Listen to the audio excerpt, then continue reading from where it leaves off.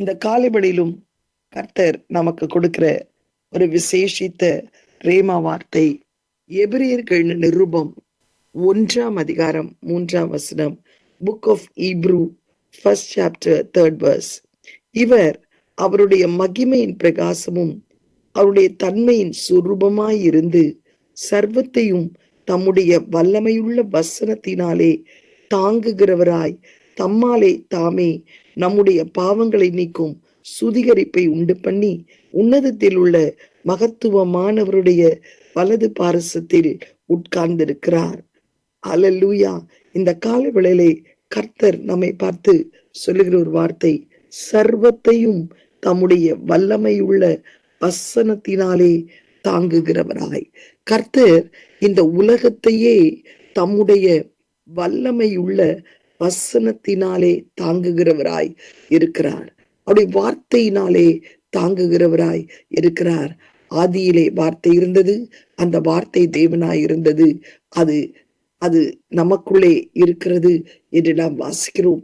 இன்றைக்கு அந்த உலகத்தையே தன்னுடைய வசனத்தினால் தாங்குகிற தேவன், ஆதியிலே தேவன் இந்த உலகத்தை எப்படி சிருஷ்டித்தார்? அவருடைய வார்த்தையை கொண்டு சிருஷ்டித்தார்.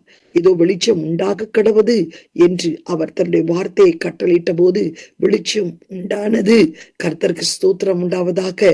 அப்படியாய் வார்த்தையை கொண்டு சிருஷ்டித்த தேவன், வார்த்தையை கொண்டு இந்த உலகத்தையே தன்னுடைய கரத்தினால் தாங்குகிற தேவன், இன்றைக்கு அந்த வார்த்தை நமக்குள்ளே வாசமாயிருக்கிறது.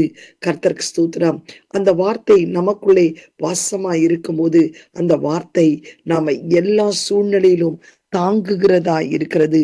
அந்த வார்த்தையை நீங்கள் விசுவாசிக்கும் போது அந்த வார்த்தை என்னை எல்லா சூழ்நிலையிலும் நடத்தும் என்று சொல்லி நீங்கள் அந்த வார்த்தையின் மீது உங்கள் நம்பிக்கையை வைக்கும் போது கர்த்தர் உங்கள் வாழ்க்கையும் பெரிய காரியங்களை செய்வார்.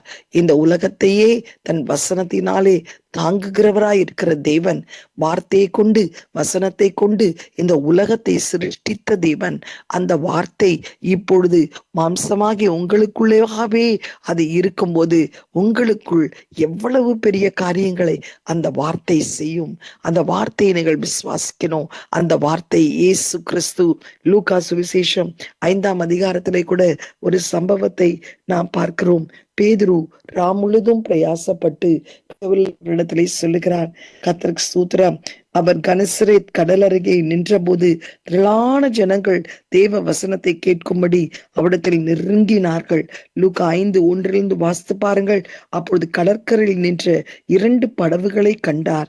மீன் பிடிக்கிறவர்கள் அவர்களை விட்டிறங்கி வலைகளை அலசி கொண்டிருந்தார்கள். அப்பொழுது அந்த படவுகளில் ஒன்றில் ஏறினார். அது சீமோனுடையதாய் இருந்தது. அதை கரையிலிருந்து சற்றே தள்ளும்படி அவனை கேட்டுக்கொண்டு அந்த படவில் உட்கார்ந்து ஜனங்களுக்கு போதகம் பண்ணினார். அவர் போதகம் பண்ணி முடித்த பின்பு சீமோனை நோக்கி, ஆழத்தில் தள்ளி கொண்டு போய் மீன் பிடிக்கும்படி உங்கள் வலைகளை போடுங்கள் என்றார். அதற்கு சீமோன், ஐயரே, முழுதும் நாங்கள் பிரயாசப்பட்டும் ஒன்றும் அகப்படவில்லை, ஆகிலும் உம்முடைய வார்த்தையின்படியே வலையை போடுகிறேன் என்றார். அப்படியே அவர்கள் செய்து தங்கள் வலை கிழிந்து போகத்தக்கதாக மிகுதியான மீன்களை பிடித்தார்கள். அப்பொழுது மற்ற படவில் இருந்த கூட்டாளிகள் வந்து தங்களுக்கு உதவி செய்யும்படிக்கு சைகை காட்டினார்கள். அவர்கள் வந்து 2 படவுகளும் அமிழத்தக்கதாக நிரப்பினார்கள். சீமோன் பேதுரு அதை கண்டு இயேசுவின் பாதத்திலே விழுந்து, ஆண்டவரே, நான் பாவியான மனுஷன், நீர் என்னை விட்டு விலகி போக வேண்டும் என்றான். அவர்கள் திரளான மீன்களை பிடித்தது நிமித்தம் அவனும் அவனோடு கூட இருந்த யாவருக்கும் பிரமிப்புண்டானபடினால் அப்படி சொன்னான்.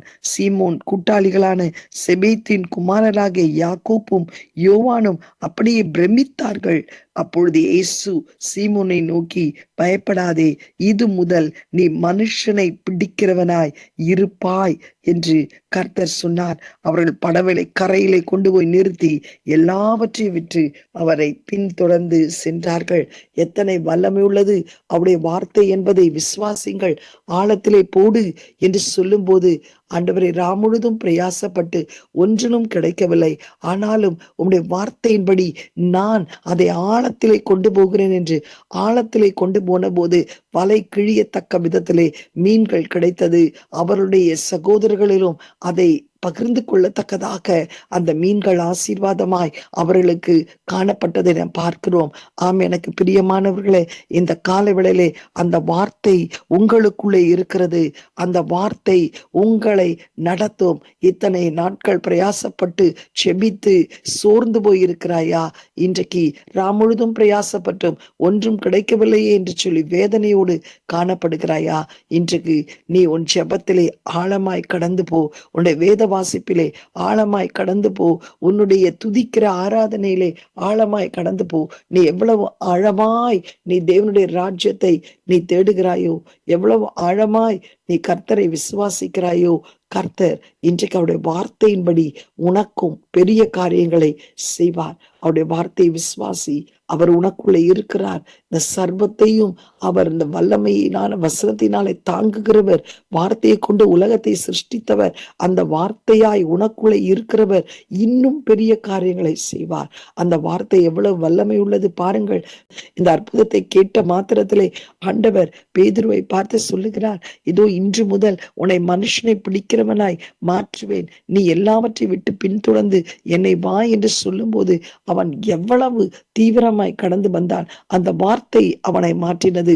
சகேயு யாருக்கும் தெரியாமல் கடந்து போய் காட்டாத்தி மரத்திலே ஏறி ஒளிந்து கொண்ட போது, சகேபி இறங்கி வா, இன்றைக்கு உன் வீட்டிலே நான் தங்க வேண்டும் என்று அறிந்த போது யாருக்கும் தெரியக்கூடாது தான் இயேசுவை பார்ப்பது என்று நினைத்து ஒளிந்தவன், அந்த வார்த்தை எல்லாருக்கும் முன்பாக அவனை இறங்கி வரும்படி செய்தது. தன்னை தாழ்த்தும்படி செய்தது. ஒரு மாபெரும் ரட்சிப்பை அடையும்படி செய்தது. இன்றைக்கு அவருடைய வார்த்தை உன் வாழ்க்கையை மாற்றும். அவருடைய வார்த்தை உன் குடும்ப சூழ்நிலையை மாற்றும். அவர் வார்த்தை, ஒரு வார்த்தை சொல்லும் கர்த்தாவே, என் வேலைக்காரர் சுஸ்தமாவான் என்று 100க்கு அதிபதி ஆண்டவரிடத்தில் வேண்டிக் கொண்ட போது அந்த வார்த்தை அந்த நேரத்திலே அந்த 100க்கு அதிபதியை வேலைக்காரனை சுஸ்தமாக்கிறது போல் இன்றைக்கு அந்த வார்த்தை உன்னை எல்லா வியாதிகளிலிருந்தும் வேதனைகளிலிருந்தும் விடுதலையாக்க வல்லமை உள்ளவரதா இருக்கிறது. உன் சூழ்நிலைகளை மாற்றுகிறதா இருக்கிறது. இன்றைக்கு எதையும் நீ நம்புகிறாய், நம்பலி, அந்த வார்த்தையை விசுவாசி. அந்த வார்த்தையை தியானி. ஒவ்வொரு நாளும் உன் வேத வாசிப்பு அதிகமாக்கட்டும். கர்த்தர் உன் பிள்ளைகளை மாற்றுவார். உன் குடும்ப சூழ்நிலையை மாற்றுவார். அந்த வசனத்தை நீ தியானி, உட்கொள். அந்த வார்த்தைகளை நீ உனக்காக அதை சுதந்திரித்துக்கொள். கர்த்தர் பெரிய காரியங்களை செய்வார். கண்களை மூடி நாம் ஜெபிக்கலாமா? எங்களை அதிகமாய் நேசிக்கிற நல்ல தகப்பனே, இந்த கால வேளையிலும் ஆண்டவரே, அப்பா ஆண்டவரே, இந்த உலகத்தையே உடைய வசனத்தை கொண்டு தாங்கி கொண்டிருக்கிறீர். அப்பா, உடைய வார்த்தையை கொண்டு உலகத்தை சிருஷ்டித்தீர். அந்த வார்த்தையானது எங்களுக்குள்ளே வல்லமையா இருக்கிறது. அப்பா, எந்த சூழ்நிலையிலும் உடைய வார்த்தையை நாங்கள் விசுவாசிக்கும் போது ஆண்டவரே, சூழ்நிலை இருள் கண்டு முழுதும் பிரயாசப்பட்டு ஒன்றும் கிடைக்காமல் வலையை அலசி கொண்டிருந்த பேதுருவை பார்த்து, இதோ ஆழத்திலே போடு என்று சொல்லும் போது, இதோ நான் முழுதும் பிரயாசப்பட்டு ஒன்றும் கிடைக்கவில்லை, ஆனாலும் உங்க வார்த்தையினாலே அதை என்று சொல்லி அந்த வார்த்தையை அந்த சூழ்நிலையிலே விசுவாசித்து ஆண்டவரை கடந்து போடும் போது வலை கிழியத்தக்க விதத்திலே அப்பா மீன்களை கொடுத்து ஆசீர்வதித்த தேவன், இந்த கால வேளையிலும் நீர் பெரிய காரியங்களை உம்முடைய பிள்ளைகளுக்கு செய்கிறதற்காய் உம்மை நன்றியோடு ஸ்தோத்தரிக்கிறோம். அப்பா, வார்த்தையை விசுவாசிக்கட்டும். இன்னும் வேத வாசிப்பு ஆழமாய் கடந்து போக கர்த்தர் கிருபை செய்யும். ஆண்டவரே, உம்முடைய வார்த்தையிலே வல்லமை உண்டு. உம்முடைய வார்த்தையிலே ஜீவன் உண்டு. உம்முடைய வார்த்தைகளை விடுவிக்கும். அப்பா, அந்த வார்த்தையை நாங்கள் விசுவாசிக்கிறோம். தேவன் அதிசயங்களை செய்யும். இயேசுவின் மூலம் நல்ல பிதாவே, ஆமேன். அல்லேலூயா. God bless you all. Have a blessed day. கர்த்தர் அந்த வார்த்தையை விசுவாசியுங்கள். தேவன் உங்கள் வாழ்க்கையிலே பெரிய காரியங்களை செய்ய வல்லமை உள்ளவராய் இருக்கிறார். அல்லேலூயா.